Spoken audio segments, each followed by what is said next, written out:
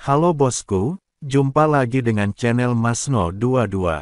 Sebelum lanjut ceritanya jangan lupa subscribe, like, satu lagi jangan di-skip nontonnya ya. Terima kasih. Titik. Dia telah terjebak di peringkat ketujuh alam Sanxian selama bertahun-tahun. Dengan kekuatan aslinya, dia bisa saja pergi ke surga ketiga untuk mencoba peruntungannya. Beritahu Tianqi untuk merawat luka-lukanya dengan baik dan tidak memikirkan balas dendam. Kata Master Pavilion dengan enteng. Tapi, dengan karakter Tianqi, aku khawatir. Tetua Tong agak malu. Karakter Tianqi sangat arogan. Sekarang setelah dia menderita pukulan seperti itu, bagaimana mungkin dia tidak membalas dendam? Jika dia tidak mendengarkan, hapus saja gelar Tianjiao-nya. Dia bukan satu-satunya Tianjiao di pavilion Tianyuan kita. Master Pavilion mendengus dingin. Aku mengerti. Tetua Tong mengangguk berulang kali. Istana Sura, wanita berjubah putih itu duduk dalam kehampaan. Di sekelilingnya, aura mengerikan terus menyebar. Kehampaan di sekitarnya, di bawah getaran aura ini, mulai menjadi ilusi. Setelah waktu yang tidak diketahui, wanita berjubah putih itu perlahan membuka matanya. Ledakan, kekosongan di sekitarnya meledak seketika, dan tubuh wanita berjubah putih itu langsung jatuh ke tanah. Selamat, Nona, Anda telah mencapai tingkat ke-8 alam Sanxian, dan Anda telah mengisi kembali vitalitas yang Anda konsumsi. Seorang lelaki tua melangkah maju untuk memberi selamat kepada wanita berjubah putih itu. Wanita berjubah putih itu menarik napas dalam-dalam, matanya bersinar karena kegembiraan. Namun, untuk menerobos tingkat ke-7 alam Sanxian, dia telah tinggal di Istana Sura. Namun selama bertahun-tahun, tidak ada terobosan. Namun, selama perjalanan ke reruntuhan ini, lelaki tua misterius itu secara langsung membuat alamnya melambung, yang membuatnya sangat bahagia. Namun setelah mengetahui bahwa lelaki tua misterius itu adalah seorang pembohong, wanita berjubah putih itu sedikit panik. Jika tidak ada vitalitas, apa gunanya alam yang lebih tinggi?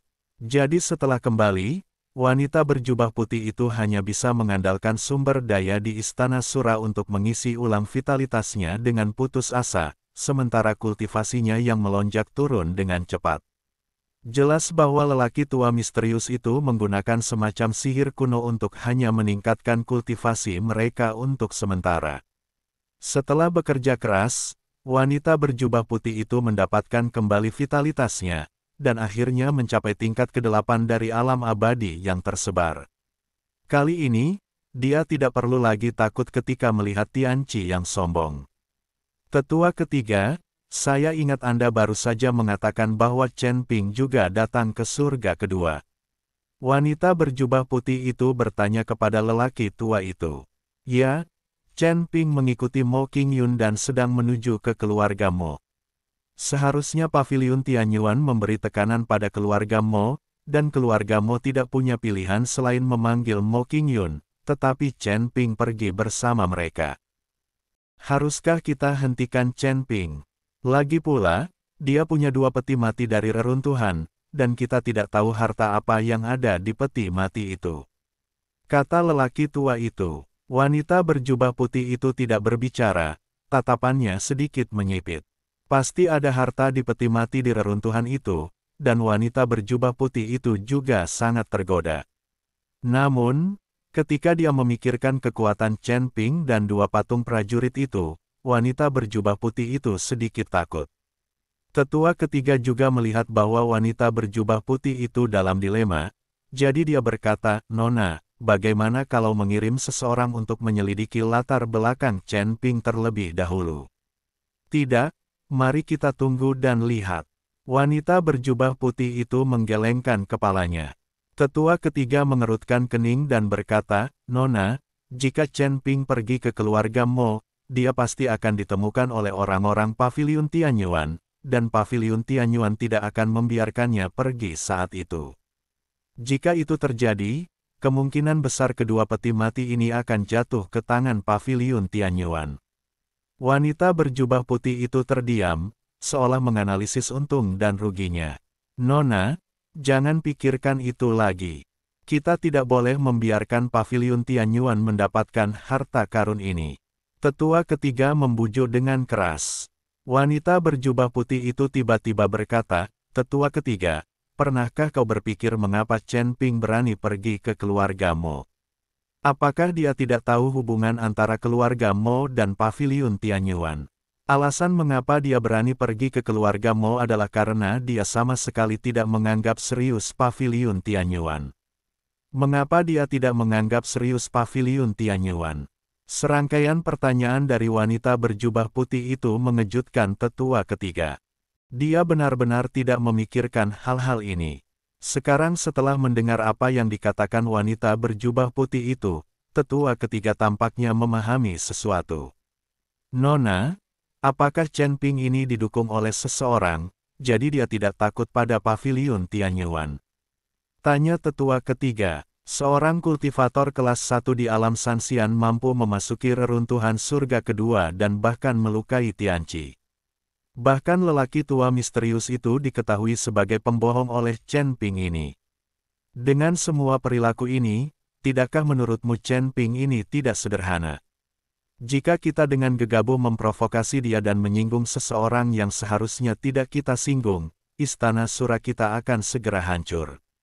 Wanita berjubah putih itu berkata dengan penuh kekhawatiran.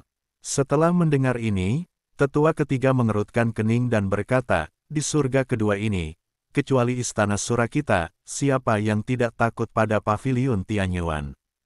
Bahkan 8 istana di kuil itu tidak berani memprovokasi Paviliun Tianyuan. Siapa yang akan mendukung Chen Ping ini? Selalu ada orang di luar langit, belum lagi seluruh surga, bahkan surga kedua ini cukup luas, dan mungkin ada beberapa kekuatan yang tidak kita ketahui," kata wanita berjubah putih itu. Tetua ketiga terdiam, dan tidak tahu harus berkata apa untuk sementara waktu. Tetua ketiga, beritahu mereka, jika Paviliun Tianyuan berurusan dengan Chen Ping, istana Sura kita dapat membantu Chen Ping, dan mungkin kita bisa berteman dengannya. Petik 2. Jangan memprovokasi dia, dan jangan memata-matai kedua peti mati itu, tunggu dan lihat. Wanita berjubah putih itu berkata, "Baiklah, aku mengerti." Tetua ketiga mengangguk. Di kehampaan surga kedua, diiringi getaran kehampaan, sosok Chen Ping dan Mo Qingyun perlahan muncul. Seharusnya tidak jauh dari keluarga Mo. Mo Qingyun menatap kehampaan di depannya dan berkata, "Baiklah, ayo pergi." Chen Ping mengangguk, dan membawa Mo Qingyun terbang ke depan. Karena jaraknya tidak jauh, tidak perlu susunan teleportasi. Kamu harus tahu bahwa menggunakan susunan teleportasi menghabiskan banyak sumber daya dan tidak dapat digunakan dengan santai. Tetapi begitu mereka berdua terbang, alis Chen Ping langsung berkerut. "Ada apa?" tanya Mo Qingyun. Chen Ping tidak berbicara, tetapi perlahan mengulurkan tangannya dan dengan lembut melambaikannya ke arah kehampaan di depan dia. Saat Chen Ping melambaikan telapak tangannya, kekosongan di depannya benar-benar bergerak seperti riak air. "Seseorang ingin mengacaukan kita, kekosongan ini palsu." Chen Ping berkata dengan sungguh-sungguh. "Palsu?" Mo Qingyun terkejut. Dia tidak menyangka bahwa seseorang akan menciptakan kehampaan palsu untuk menipu mereka. Sepertinya tempat ini tidak terlalu dekat dengan keluarga Mo. Sekarang aku tidak tahu di mana aku berada. Keluarlah. Apa yang ingin kau lakukan dengan menyelinap dan menciptakan kehampaan palsu?" Chen Ping berkata dengan dingin pada kehampaan. "Tidak buruk, aku bisa melihatnya sekilas." Saat kehampaan perlahan menghilang, wajah dunia yang sebenarnya akhirnya terungkap. Aku melihat seorang pemuda mengenakan jubah awan dan menunjukkan seringai di wajahnya. Di belakang pemuda itu, ada 4 pria berpakaian hitam. Kecuali mata mereka, keempat pria berpakaian hitam itu terbungkus kain hitam. Namun, tidak ada warna atau emosi di mata keempat orang ini, seperti orang mati. "Nona Mo, apakah Anda mengenal orang ini?" Chen Ping bertanya pada Mo Qingyun. Mo Qingyun menggelengkan kepalanya dan berkata, "Tidak, dunia kedua sangat luas, dan aku tidak mengenal banyak orang. Chen Ping melihat bahwa Mo Qingyun tidak mengenal anak laki-laki di depannya, jadi dia bertanya, siapa kamu? Mengapa kamu menciptakan kekosongan palsu untuk menipu kita? Sang Kun. Chen Ping tertawa terbahak-bahak, namamu? Apakah karena kamu memiliki dendam dengan orang tuamu, jadi mereka memberimu nama ini? Aku Sang Kun dari Istana Sura. Anak laki-laki itu berkata dengan dingin. Chen Ping hampir mati karena tertawa, benar-benar ada seseorang yang memanggil nama ini. Diam, namaku Sang Kun, bukan Sang Kun. Sang Kun berkata dengan marah. Aku tidak peduli siapa dirimu, apa yang membuatmu menghentikan kami? Chen Ping bertanya pada Sang Kun. Kau Chen Ping, kan? Sang Kun berkata sambil tersenyum dingin. Kau kenal aku? Chen Ping tampak terkejut. Kurasa aku belum pernah melihatmu sebelumnya. Tidak masalah jika kau belum pernah melihatku sebelumnya, serahkan saja 2 peti mati yang kau dapatkan dari reruntuhan. Kata Sang Kun. Ketika Chen Ping mendengar ini, rasanya seperti orang ini datang untuk mengambil peti mati itu. Kau pikir kau siapa? Apa kau pikir aku harus memberikannya padamu? Chen Ping mencibir. Kau tidak menghargaiku. Tanya saja orang-orang. Siapa yang tidak mengenalku? Sang Kun dari Istana Sura. Jika kau tidak memberikannya padaku, maka aku tidak akan bersikap sopan. Mata Sang Kun sedikit menyipit, dan dia berkata dengan niat membunuh. Jika aku membunuh orang ini, apakah Istana Sura akan menimbulkan masalah bagi keluarga Momu? Chen Ping menatap Mo Qingyun dan bertanya. Mo Qingyun tertegun, lalu menggelengkan kepalanya dan berkata, aku tidak tahu. Karena kamu tidak tahu, maka menjauhlah dan pergilah ke orang ini meninggal pada saat itu, dan itu tidak ada hubungannya dengan keluarga Momu. Kata Chen Ping. Hahaha. Sang Kun tertawa dan berkata, Nak, kamu ingin membunuhku. Tidakkah kamu melihat kebajikan macam apa yang kamu miliki? Kamu hanyalah negeri dongeng kelas 3 yang tersebar, dan kamu berani membunuhku. Orang tua itu berdiri diam. Bahkan jika aku menjulurkan leherku agar kamu membunuh, bisakah kamu membunuhku? Wajah Sang Kun penuh dengan penghinaan, dan dia menjulurkan lehernya tepat di depan Chen Ping. Aku belum pernah melihat permintaan seperti itu dalam hidupku. Dalam hal ini, aku akan memenuhi keinginanmu. Setelah Chen Ping selesai berbicara, sebuah pedang pembunuh naga tiba-tiba muncul di tangannya, lalu dia mengayunkannya. Cahaya pedang langsung menyala. Kepala Sang Kun langsung dipenggal oleh Chen Ping tanpa ragu-ragu. Tuan muda, keempat pria berpakaian hitam itu semua terkejut. Mereka tidak pernah menyangka bahwa Chen Ping benar-benar berani mengambil tindakan dan membunuh Sang Kun secara langsung. Kalian semua mendengarnya. Tuan muda kalianlah yang memintaku untuk membunuhnya, jadi aku membantunya. Mengenai biaya bantuanku, aku tidak akan meminta kalian untuk itu. Setelah Chen Ping selesai berbicara, dia menarik Mo Qingyun untuk pergi, tetapi dihentikan oleh 4 pria berpakaian hitam. Salah satu pria berpakaian hitam terkemuka berkata, kau membunuh tuan muda kami, dan kau masih ingin pergi. Kenapa? Kau ingin menemaninya juga? Chen Ping tersenyum tipis, dan aura yang mengerikan keluar dari tubuhnya. Aura ini secara langsung membuat keempat pria berpakaian hitam itu gemetar. Merasakan aura Chen Ping, keempat pria berpakaian hitam itu tidak berani mengambil tindakan. Karena mereka tidak yakin bahwa mereka adalah lawan Chen Ping. Melihat bahwa keempat lelaki itu tidak bergerak, Chen Ping menarik Mo Qingyun dan pergi. Saudara, tuan muda itu terbunuh. Apakah kita membiarkan orang pergi dan pergi? Ya, jika kita kembali, bagaimana kita bisa menjelaskan kepada Master Istana? Orang-orang lain yang berkumpul hitam berkata dengan sedikit ketidakpuasan. Diam? Apa yang kamu tahu? Pemimpin pria dengan cemberut hitam, pria bernama Chen Ping ini jelas tidak sederhana.